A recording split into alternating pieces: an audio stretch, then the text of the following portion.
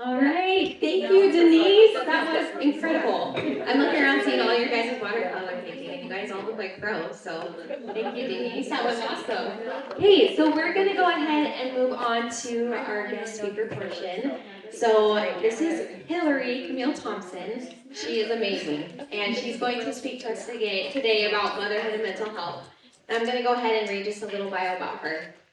So Hilary Camille Thompson is a best-selling author, a homesteader, a gardener, a recovering Oreo addict, a speaker, a teacher, and a certified mental health coach therapist specializing in trauma, self-worth, and relationships. She is the owner of Heart Mental Health Coaching, the Heart to Heart blog on Facebook, and the Heart Barn in Fairview, and way too many chickens and just enough miniature sheep.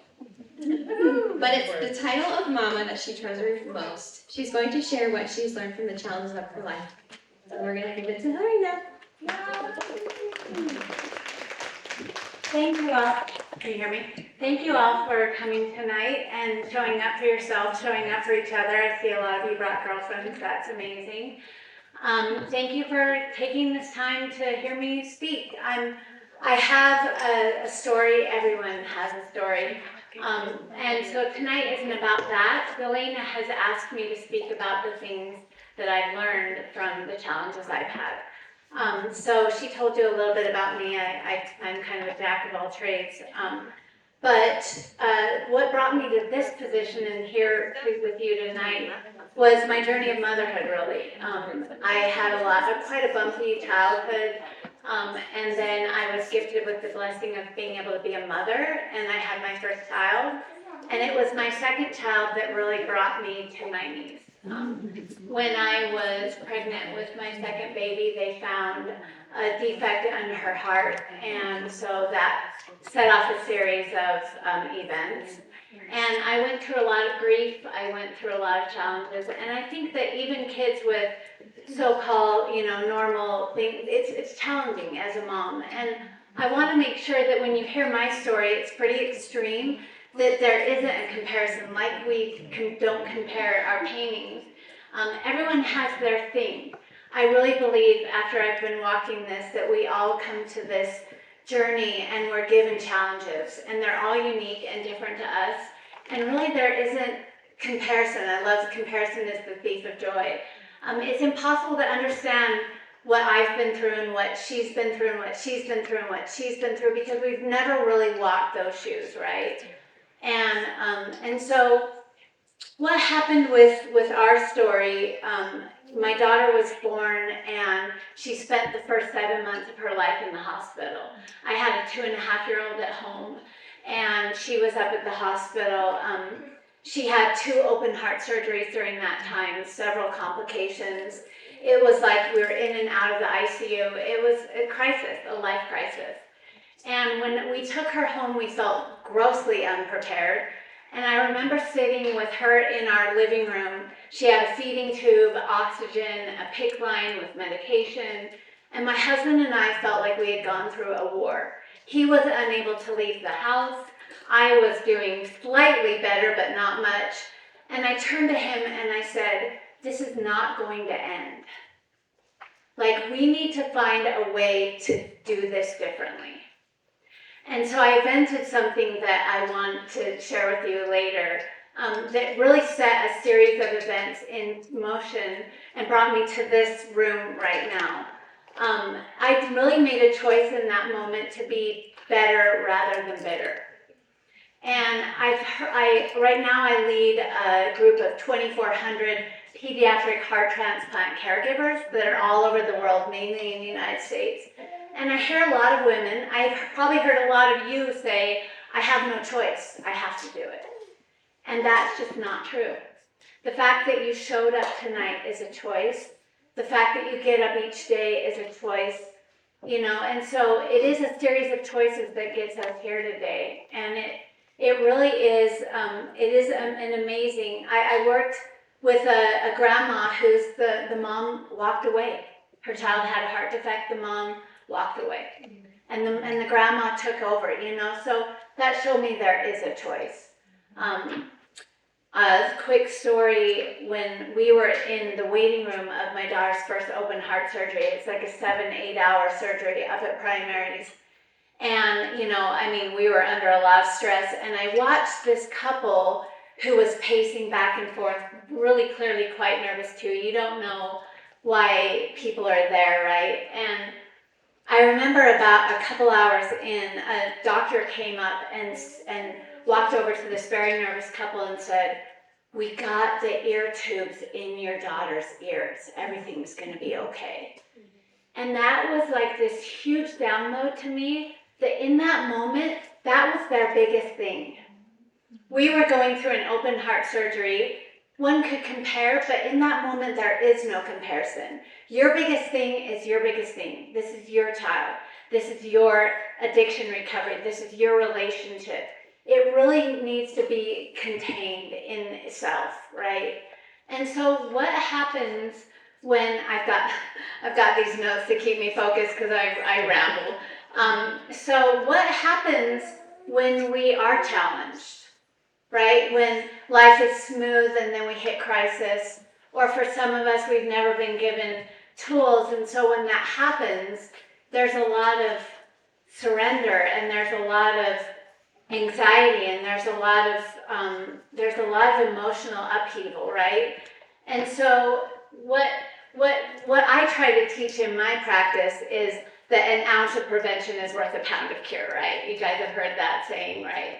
Preventative mental health is the best kind of mental health, right? We've got coping skills that everyone has, and unfortunately it's not a class in elementary school and junior high and high school like it should be, right? But I hear so many times, I'm fairly new to Sanpete, trying to establish this mental health practice, and I hear so many moms that are struggling, and they're spending money on their kids' sports and their kids' activities and their outings and their family vacations, but they're dying inside. And what I try to say, a lot of people, self-care is all the rage, right? A lot of people think it's a really selfish trend, right? And I love the whiteboard, so I'm just gonna go crazy with the whiteboard tonight, and I'm gonna draw really poorly. So we've got a plane, right? And you're the pilot. What happens if you don't care for the pilot? What happens to the passengers? Maybe you have 8 passengers back here, right? Not uncommon for Sanpete moms, right? Right? I mean, if the pilot goes down, all of the passengers go with it. And also, service is such a huge part of our community, right? We all try to serve each other, and really is one of the things I've come to love about Sanpete. But how do you pour from an empty vessel? What if you have nothing to give? I do believe that service is part of great mental health. Getting out of yourself, serving others, brings a joy and a fulfillment. It's just not going to help much if you're dying inside, right? So what I do in my practice, I really believe in equipping people. I think there is a place for talk therapy. People need a vessel to hold especially if they don't have people to talk to. And that is part of my practice, but I really like empowering people with tools. I feel like if you teach a man to fish rather than give him a fish, right? It's much more empowering, which is a really awful business model because people are always graduating my practice, right? I give them skills and they go out and live their life.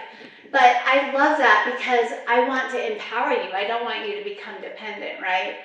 And so we all have our individual coping skills. And that's my specialty, is I just collect and collect. Because at that time in my life, it was survival, right? I didn't want to just survive. I wanted to thrive, right? And so I found and I started collecting this set of coping skills. And I can tell you that I've experienced 2 open heart surgeries without them and 2 open heart surgeries with them. And I'm telling you guys, the experience is dramatic.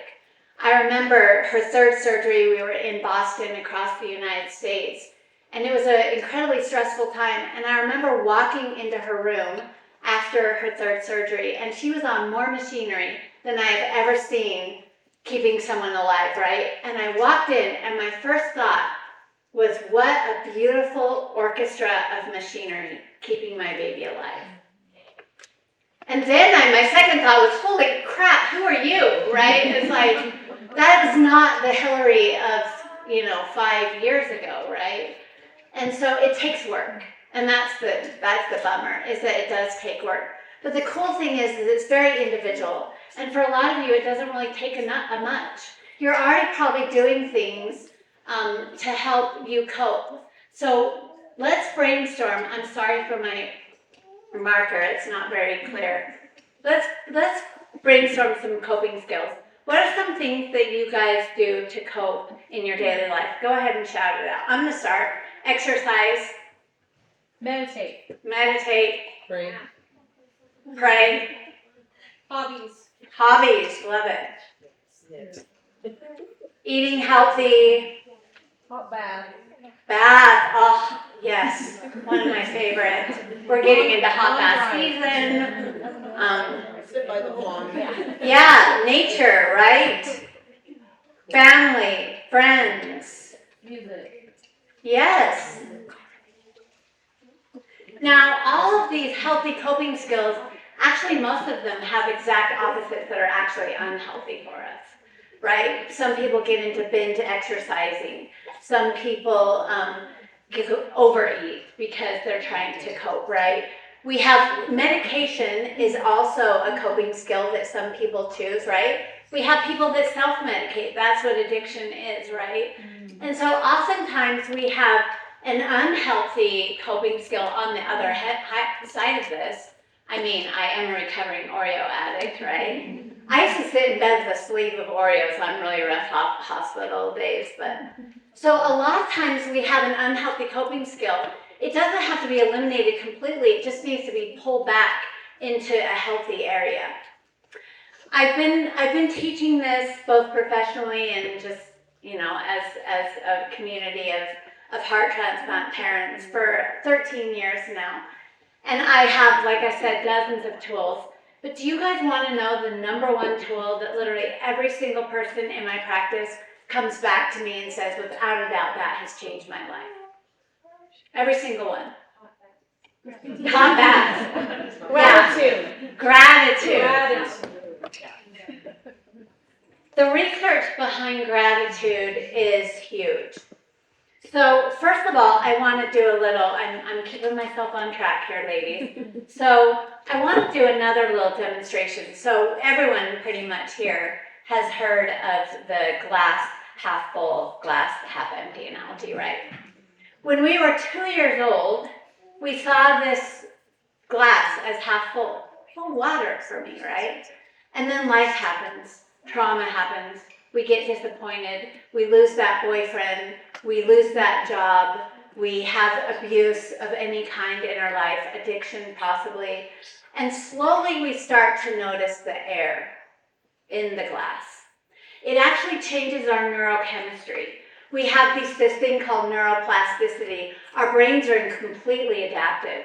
So you probably all have known pretty optimistic people who everything's wonderful all the time, right? And we have other people that are the devil's advocate. Everything is always negative, right?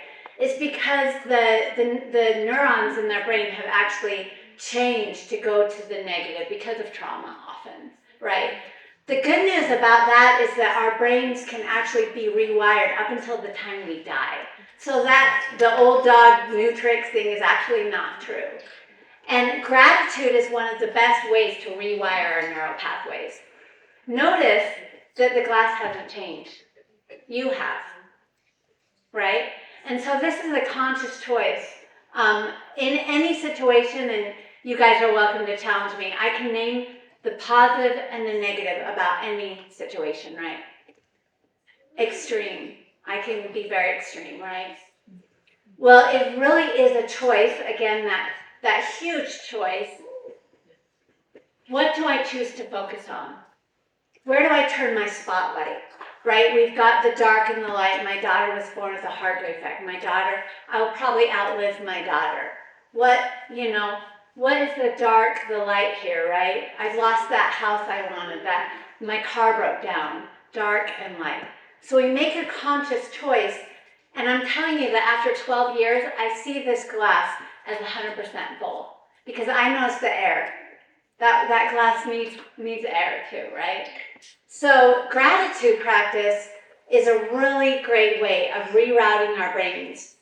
There have been countless studies about positive psychology, positive mental health with regard to children. Children who are more positive are more resilient. If you imagine someone who encounters an obstacle, because all your kids will, right? All of you have, right? And there's going to be more, unfortunately, right? Anytime you encounter an obstacle, if you have a good outlook and you are positive about it, you're going to think of ways around that obstacle, right? You're going to be creative. You're going to be hopeful. You're going to have a much higher success of overcoming that obstacle, right? That's resilience. Now, a lot of people say, Hilary, but you're sitting in a room that's on fire and thinking, oh, how warm it is, right? It's like that's a little Pollyanna, Hilary. The world is dangerous and hard, right? That's really true. The thing is, what do you think will equip you more to navigate the difficulties of life? Being negative or being optimistic and positive? Which is going to serve you, and which is going to serve others, and which is going to serve your kids, right?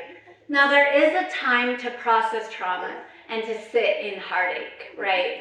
We have to feel it. Or else I was telling, it's going to come out in aisle 9 at the grocery store. It's going to come out like the worst possible time, right? So it is important to feel that. And even with your kids, instead of just jumping to these skills that I'm going to be teaching you, take a moment to sit with them. That's hard that you lost your favorite toy. I'm so sorry you didn't get to go to that thing you were looking forward to. It's important to acknowledge that. And then I'm going to teach you some games and things like that you can play with them and as a family to really help them see the good in even their challenges, which will increase their resilience. Let's see. So I mentioned there's a lot of data behind positivity. There's an article on research.com, happy to provide it to anyone. They correlated like 34 different studies on positivity and gratitude. It improves sleep, it lowers blood pressure, it reduces overeating, it strengthens the immune system, it motivates you to exercise, it improves your pain tolerance, it regulates blood sugar, it improves your lifespan and obviously your quality of life, and it even improves your heart health by 7%. And so obviously a lot of physical and emotional positive effects from gratitude. There was also a really neat study done by Berkeley where they had 3 sets of college students. They were all in therapy for depression and anxiety. They had one set write letters venting their problems. And they could just go off on anything that was bothering them. They wrote letters. The second set wrote gratitude letters to people in their life that they were grateful for. Thank you, Uncle Joe, for being in my life. They wrote gratitude letters. The third set did nothing. They found that the set that wrote the gratitude letters experienced an increase in positive mental health. The control is they all were in therapy, right? They did not even have to send those letters. Just the act of expressing gratitude improved their mental health. And they followed them 3 months later, and they did images of their brain, and they were still operating highly in the prefrontal cortex. Wow. The problem with trauma is it puts you in your amygdala. That's your fight or flight, right? The problem with being in your amygdala, it's really great when the room is on fire and you're in a forest and you're lost, right? But you're not meant to go through life in your amygdala. It's a hot state of high anxiety. You're always prepared for attack, right? And you cannot long-term reason. You cannot think clearly in the amygdala. If you have anxiety, which so many of us struggle with these days, you are not able to make long-term, rational, life-impacting decisions in the amygdala. So doing this practice I'm going to teach you, and I have a lot of other things I use, to get you back in the prefrontal cortex where you can actually think and reason. And it is like a little toddler with a temper tantrum. You cannot reason with a toddler with a temper tantrum, right? He's taken that box of chocolates in the grocery store and throwing a meltdown in aisle 7, and you can't explain to him why that was bad until he calms his nervous system, right? And then you can walk him through that. Well, the same is true with everyone. Gratitude calms the mind. It puts you back into the prefrontal cortex where you can think clearly. It actually infuses your brain with lots of positive chemicals, endorphins, oxytocin, all the happy hormones that you really want to combat depression, combat anxiety. Another thing I want to talk to you about before I show you this is this idea of self-worth. It's become such a crucial part of my practice because I realize it underscores every mental health issue. If you have poor self-worth and you are a woman and you come up to a man and you have poor self-worth and this man says, "You're lovely, you're wonderful, you're incredible," you're going to look at that man and say, "Are you crazy? Don't you know who I am?"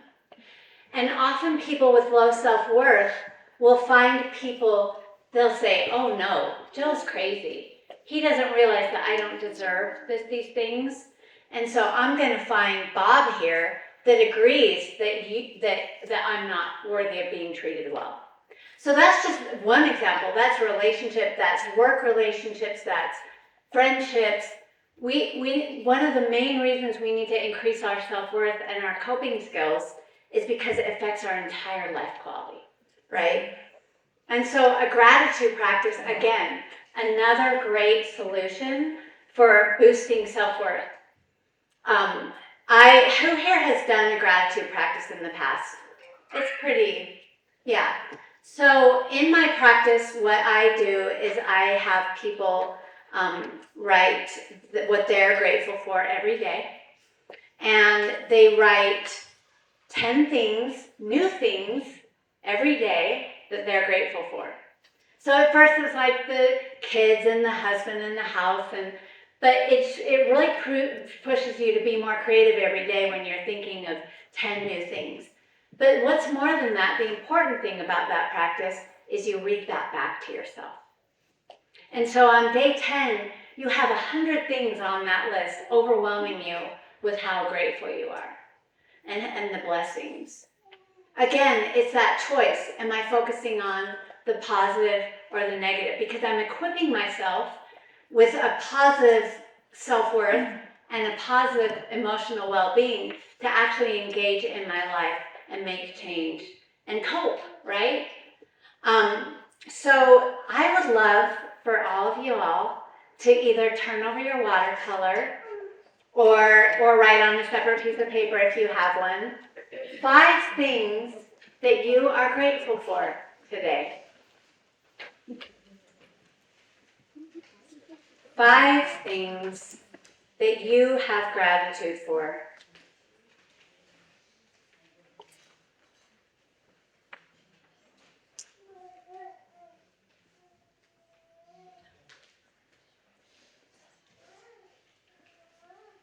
Chickens always makes my list, like probably every 3 days, you know.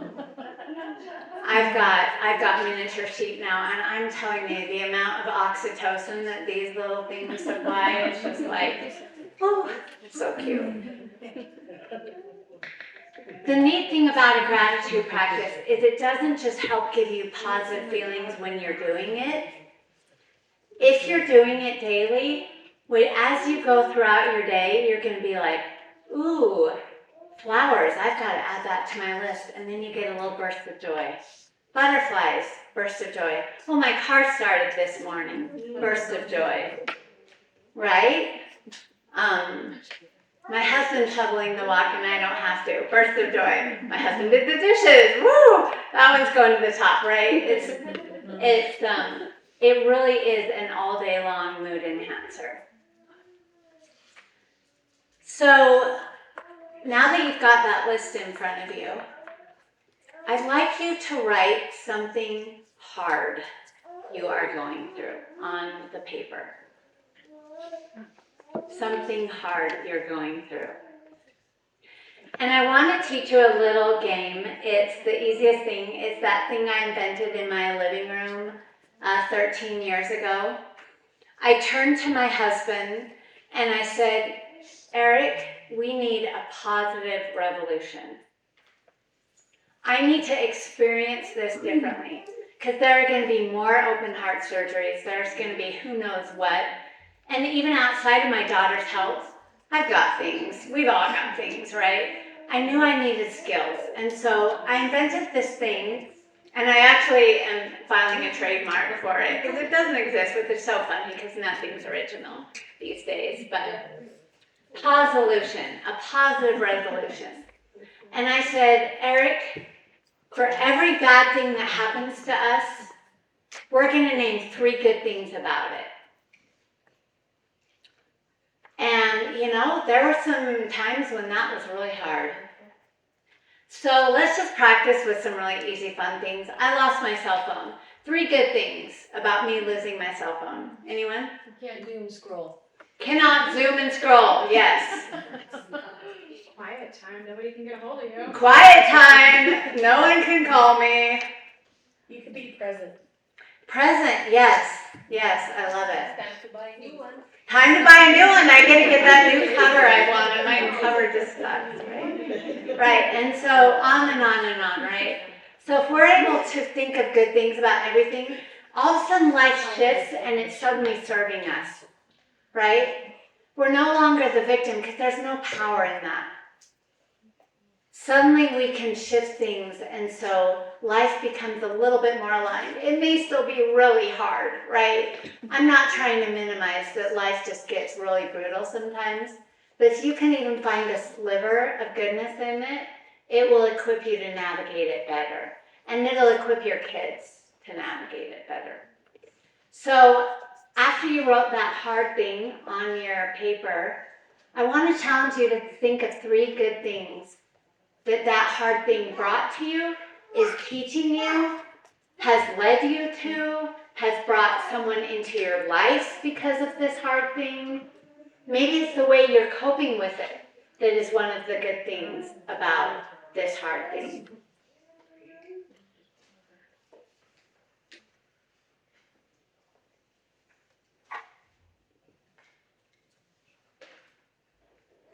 I also want to make a caveat that this is a fun game to play with your kids, but again, I want to underscore the fact that they also need to feel heard and recognize that things are hard.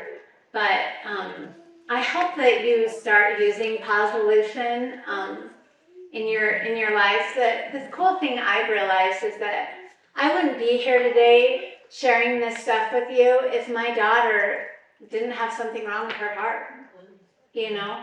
And I meet a lot of moms, of course, parents of all kinds, that would wave a magic wand and cure their children, you know? And this is a little controversial, but I'm just not one of those moms. I wouldn't change even a moment about my daughter. Last week, we just went to Graceland. She's obsessed with Elvis. It was her Make-A-Wish trip. We drove all the way to Tennessee, and she got to put a rose on Elvis's grave. I mean, what kid wants that for their one wish, right? And it's so neat. And on the way back, we connected with her donor mom. So my daughter was 2 when she had her transplant, and the little boy was 4 that died. And I've been in touch with the mom, and she was able to listen to her son's heart for the first time in 11 years. And that was the most gorgeous, right, heartwarming experience. And it really was a series of events that led up to that. And I get a lot of women on my couch who have serious trauma and really hard things that happen to them. But they're the most lovely, lovely women. And I think if I would go back in time and change that, it would change you, right? And so it's about realizing that even in hardship, there's light. Even in darkness, there's light. And really, it just really equips us to just navigate life a little bit better. And those hard things that are going to come, for our kids, for us, for our parents. It's just made better when we can see them a little differently, right? So thank you so much for coming. Thank you for going through this exercise. I know it's new for some and not for all. I wanted to open this up to questions. Again, Tim is recording me and not you, so your questions will officially be anonymous.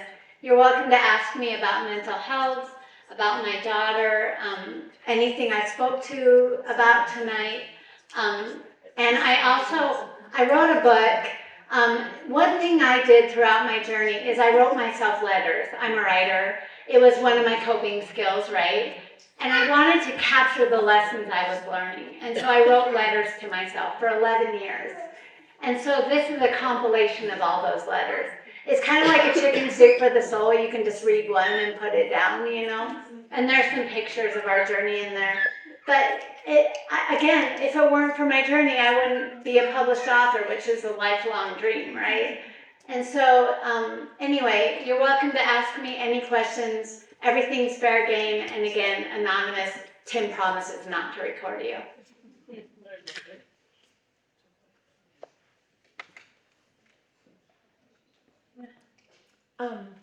So in this journey that you went through, obviously, you know, a lot of really difficult situations break couples apart. I mean, people get divorced and people experience a death. A lot of times the statistics are high that they get divorced. And so what did you do with your husband too? Did you have a date night? Like, what was some things that you just made sure that you were nurturing your relationship? That is a great question.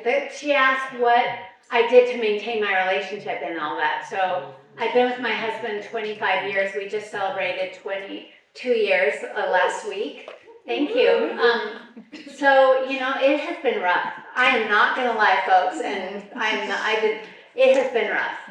And I think the statistics are 75% of families with congenital heart defects end in divorce.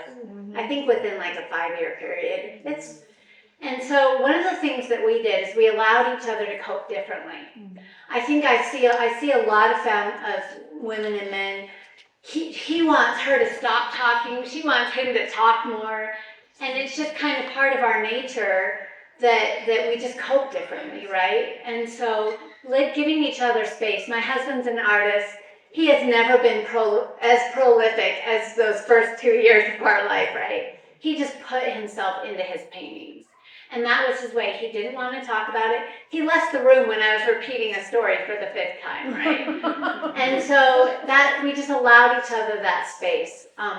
Actually, the day that we were called to get a heart, we were packed for an overnight trip, and she was in the hospital. Because we knew we just needed to get away and just have that time together. And we ended up, you know, driving up to the hospital. But it's a really conscious choice. We actually do, when we're struggling with each other, we actually do gratitude practice with each other. Where I'll name 5 things that I'm grateful for in him, and he'll name 5 things that he's grateful for in me. So that's a great question. Relationships are hard. I will say that it's really ideal if you can see someone go through something hard before you marry them, right? Because the rubber hits the road. And so, anyway, thanks for that question. How did you maintain a relationship with your My daughter, yes. with your non? Yeah, my typical it takes kid. up a lot. Yeah, it takes up a lot of their lives. To always have to be focused on a sibling and everything that they're going through. That's a good question. The question is, how did I balance things with my other daughter who was born first? So she was 2.5 when she was born, and I had been her world. I was a stay-at-home mom for the most part, and all of a sudden, in her eyes, I had disappeared. And so I had to make a really conscious choice to balance things. I got up every morning at 7 a.m. and drove up to the hospital to go with rounds with the doctors. And then I stayed with my daughter in the hospital until about 2. I had my mom and my husband at home with my older daughter. I'd drive down the mountain, and I would be there when she woke up from her nap. And I would spend the evenings with her. it took a community because I had friends and family who would volunteer to be up with my other daughter at night. As a mother, it's impossible to Xerox oneself. That was probably one of the most painful parts of our journey. I knew that when I was at the hospital, which I wanted to be at home with Juna. And when I was at home with Juna, I wanted to be with the hospital. And I did that for 7 months every day. So that was a balance. But it's like we all have these different kids with different needs, right? And they've all got their different personalities. And I think Juna has come away, Posolution, right? She's come away with a really great sense of compassion for others. She's a very gentle spirit, very creative. And she's just really a gift. She was my healing, you know. I mean, I would come home to a bathtub. Whoever said bathtub, that was my remedy. But I would hold her, and she healed me like daily. So thank you. Any other questions? Well, I'd love to invite you to come over and look. I don't know how I stumbled upon this, but a series of events, obviously. I renovated my barn on my property, and I've turned it into a community education center. Donna, a year ago, I would have never seen this coming, but I love teaching. I teach mental health classes, I teach writing classes, and so I just wanted to serve the community. It's in Fairview, and we've got a lot of really, really talented mentors. There's one here with us. She's teaching knitting. And so we've got guitar, and I just wanted to bless the community because that's part of mental health, right? Someone listed hobbies, right? And so anyway, it's really full circle for me, but I'd love to introduce you to that and talk to you afterwards. And another And question. I would just like to say I'm one of her students. I'm taking a poetry class, and it's so fun, and it's just encouraged me to be creative in a different way. So. Awesome. Thank you for the testimonial. Yeah. I did not plan She did that audience member. I'm not going to pay. But yeah, if anything else, come for the baby sheep because they are adorable. But anyway, thank you so much for having me, and I'll be afterwards if you want to come up and grab stuff or talk. And it's been a pleasure. Thank you.